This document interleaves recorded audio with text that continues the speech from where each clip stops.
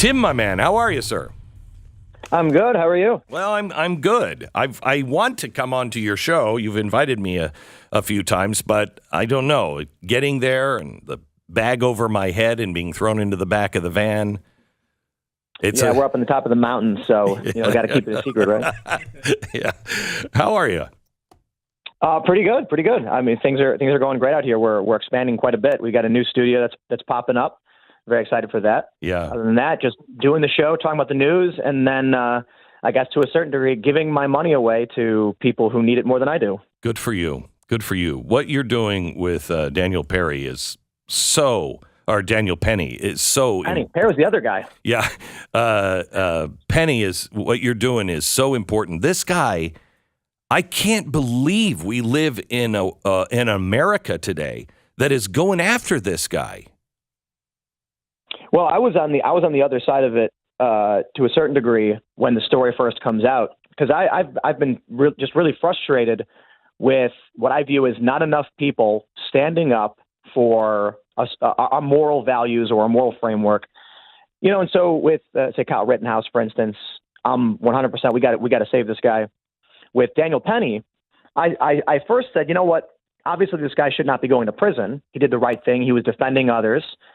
But if you choose to live in these cities and you are not pushing back against the changes, if you're voting for these people, I have no sympathy. And so that was what I was saying the week prior. And then I had a few conversations. Some people made some good arguments to me. And I realized, you know what, there is a very, very good reason to actually be in this fight to make sure Penny does not go to prison. The first is, I felt kind of bad to see everybody rallying to save this guy from prison. Here I am being this kind of dick, like, screw you. You made your own bed. But I thought about two things. One, someone said to me, it's not so easy just to leave a city when, Tim, when you say get out of the cities because they're getting bad and the Democrat policies are soft on crime, it's getting worse. You got to understand, some people can't just up and leave. And my response was always, well, it may be very, very hard, and it may be the hardest thing you've ever done, but you certainly can move out of these cities. And then someone made a really good point. They said, my wife left me through no choice of my own, and my kids are here, and I will not leave them behind. And I'm like, okay, that's actually a good point. There really are circumstances where people, they want to stay there. They want to push back. They don't want the cities to fall into this chaotic garbage. And, I was a bit short-sighted on that, and I can respect that. But then the better argument was, if Daniel Penny loses this fight, then the self-defense in this country erodes, and it's only a matter of time before it comes to your suburbs and then to your more rural areas. And that was the most compelling thing to me. I was like, well, look, I've always agreed this guy is a hero who's done the right thing. But actually, that's a really good point. So when I went, and, I wake up one day and I'm looking at the fundraiser, I said, basically, because I was such a dick last week. We're on FCC Airways. I just wanted you to be careful. Oh, sorry. That's all right. I should probably lead out on this one. And so then I decided to, I looked at what the current numbers were, and I said, I can afford to do better. So I put up $20,000 for Daniel Penny, kind of in I should have donated in the first place. I was wrong to say you're on your own. And I do want this guy to win. I do want self-defense to win. And so I put up the $20,000 and I said, I know there's a lot of people who can probably give more than me, and I challenge them to do so. And there's another reason on top of it. Let's send a message that the protests which triggered this man's arrest are meaningless. Because you have in New York City, these protesters come out, they're violent, they get arrested, and they use that to garner sympathy. And get this, our reporter, who was simply standing there filming, was physically attacked by these protesters. And I said, I want to send a message that these protests don't work. And so that means we have to counter those protests with something more powerful, and that's winning the legal battle here for Daniel Penny. Well, I look at this story and I think to myself what you said about it come to your town next. This is going against all of human nature, and this is what progressives do. In the end, it's always going against human nature. It is saying that you don't have a right to defend yourself or protect others. And for a guy to stand up, I mean, think of this. What was his name? Todd Beamer? Wasn't he the guy, the Let's Roll guy? all he did was exactly what Todd Beamer did after 9/11 or on 9/11, where he was sitting in the plane, the hijackers take over, and he's like, let's go, come on, it's us or them. And they took him down, and we celebrated that guy. Here's another guy, I don't think he wished him ill. He just wanted to stop him from doing any damage or hassling people, and we don't have a right to do that. If he loses, you're exactly right. We have to sit there and take it. There's also, I believe, I can't remember how long ago it was in New York. Another man was being violent on the subway and getting people's faces, and a man put him in a chokehold and subdued him. And he got interviewed on television as a hero. So something changed or has been changing over the past several years.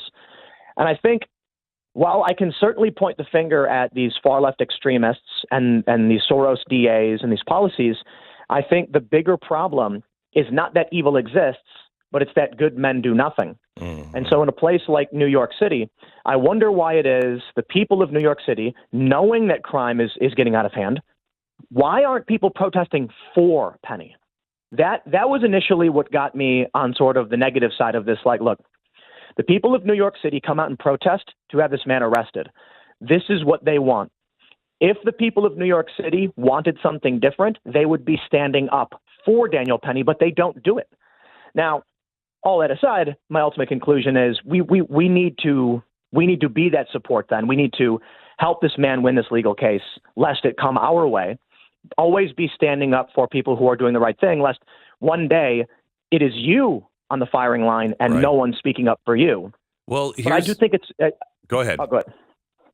I was going to say, I think it's interesting that where is the shared conviction and moral framework of the American population?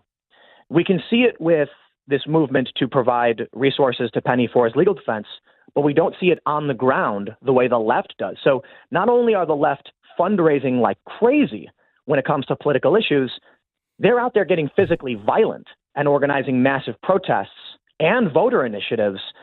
And that seems to be the stronger organizational power. We've got to counter that. We've got to wake people up. We've got to tell people that the only thing required for evil to triumph is that good people do nothing. And we need those good people to stand up. So I think the problem is not that people are unwilling to stand up. They're unwilling to stand up under these conditions because I think the January 6th scared people enough that if they go stand up, there might be an FBI informant there that's going to start something.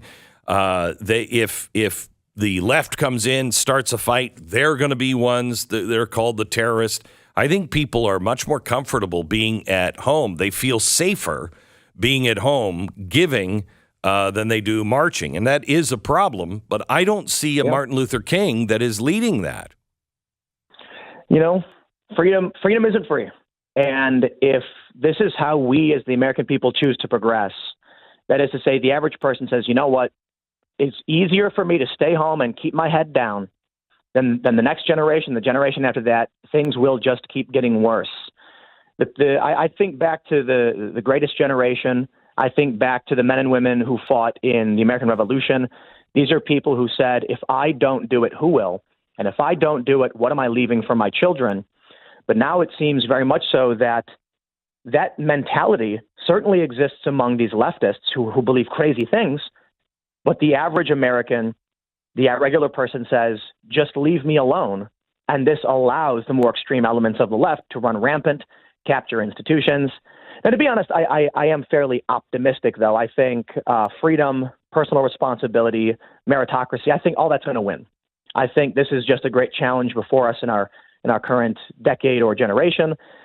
But I'm pretty sure we got this one. I do. I don't see the chaos of the left functioning properly. There's a fire that is raging, but I think we will stop it. I do. I have a sneaking suspicion that is true. I wasn't there a year ago, but I am there now. I mean, it's going to be a race to the finish, and I'm not sure I wouldn't want to bet my house on who's going to cross that finish line first, but they are so out in the open now, and the things that they are pushing are so crazy that I just don't think that Americans will continue to take it. Maybe I'm wrong. Yeah, I agree.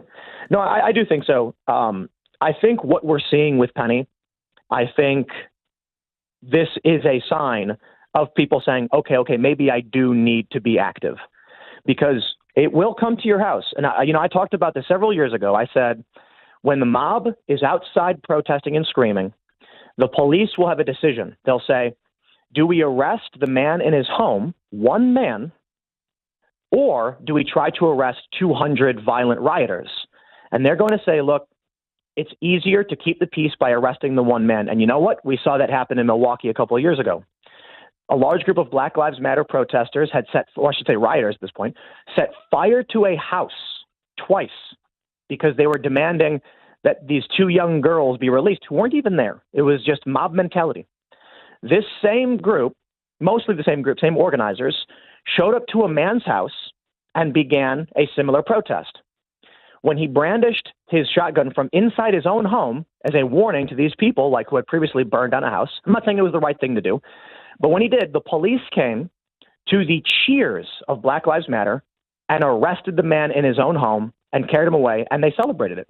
And it was interesting because we said, I thought Black Lives Matter wanted to defund the police. No. They want to remove any police who are willing to support American values, self-defense. They arrested a guy in his own house. And I warned people, if you don't stand up, if you're not active, the cops will simply say, look, you don't ever protest. There is no political pressure from you. The violence and the fear that we feel is coming from the far left, so we're going to do what they want. We got to send a message. We're stopping that. And we're saying, no. No, we're going to stand up against this. And we're going to put pressure in the right way, which is through the legal process. Yes. To put an end to the violence and the chaos. Good for you, Tim. Tim, thank you so much. Great to talk to you. And keep up the good work. Thanks for having me. You bet. Tim Poole, host of Timcast at timcast.com or YouTube.